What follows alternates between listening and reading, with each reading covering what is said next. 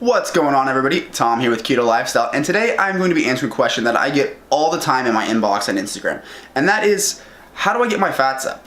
Now, the typical situation looks something like this. They'll message me because they are almost out of protein and carbs or completely out. They're still hungry and they've got a ton of fats to go.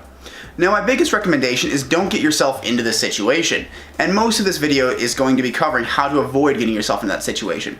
But before we get into that, let me give you some advice on what to do if you are in that situation. Now, the two answers that I can really give you are bulletproof coffee and or keto coffee, whatever you want to call it, and fat bombs. Fat bombs you have to watch a little bit because most of them do have some protein and some carb in them, but you can find ones that are fairly low in both that are going to be very high in fat. But those are really the best things you can do is keto coffee and fat bombs if you are completely out of your other macros. But let's talk about not getting ourselves into the situation, which is the best thing you can possibly do. This is all about making conscious decisions with what you're eating. Now, I know sometimes you eat out and you may not know exactly the protein content versus the fat content, but let's just assume you are making everything yourself. Now, the first tip I'm going to give you is to put butter on everything you can. I pretty much put butter on all of my proteins that I'm eating just as a straight protein. So if I'm just going to eat a steak, I'm going to put a tablespoon of melted butter on there, maybe two, to get my fats up. Even though steak has a very high fat content already, I want to get them as high as I can. Same thing with vegetables. Typically, I will cover my vegetables in butter. Broccoli is great, cauliflower is great, asparagus, spinach, things like that. Soak them in butter, and you're going to get your fats up while you're getting your vegetables in. Additionally, something like spinach is going to give you plenty of electrolytes. Now, along these same lines, I may make some type of a salad and drizzle olive oil and salt and pepper on it. So my favorite thing to do if I'm in this situation is to take some spinach, drizzle olive oil on it, crack some black pepper and some salt on there. And in addition to getting my fats up, I'm getting sodium, potassium, and magnesium. So it's going to make me feel a whole lot better, and my fats are coming up. And there is some carb in spinach, but it's fairly minimal. You should be okay. Another option is if you're eating, asparagus or broccoli for dinner, particularly broccoli. It's fantastic with the cheese sauce. I will make a cheese sauce sometimes that's 500 calories of almost pure fat and put it on top of my broccoli. And the broccoli at that point is just a transportation vehicle for the cheese sauce. Now, this cheese sauce is typically made out of like sour cream, heavy whipping cream, cheddar cheese, and maybe some butter. Basically whatever I have around that can get my fats up and make a pretty delicious sauce. And maybe that's something I'll make a video on for you guys soon because I don't have one yet.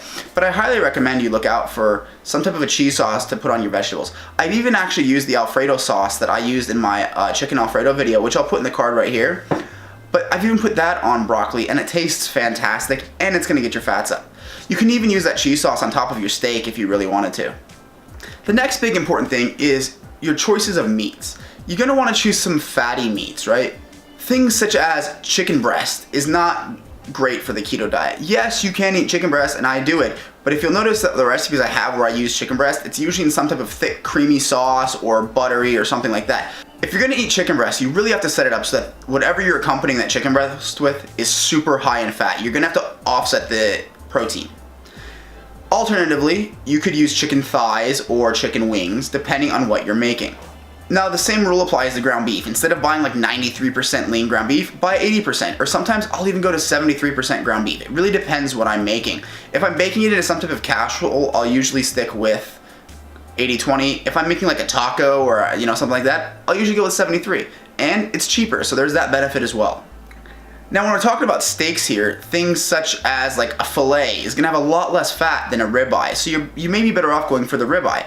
Again, it all depends on what you're accompanying it with. I can have a sirloin that's gonna have a lower fat content, but then if I go ahead and put, a tablespoon of butter on there, it's gonna bring it up. So you can really eat whatever you want as long as you're accompanying it with something that is fatty. Now, if you're like the kind of person who enjoys tuna fish, tuna in a can, things like that, check out sardines. Those are great for getting your fats up, but it will have some protein in there, obviously. And tuna fish in oil. Growing up, the only tuna fish that we ever had in my house was tuna fish in water. And tuna's great as it is, but when you start doing the tuna in oil, you're gonna get a lot better fat content. Plus, you can add mayonnaise and whatever you want to make a tuna salad, which is gonna get your fats up even more. So my point of this video is to show you guys that getting yourself into that situation where you're out of all your other macros except for fat is totally avoidable. And I would take whatever steps you can to avoid that situation, because once you're there, all you really have is keto coffee and fat bombs.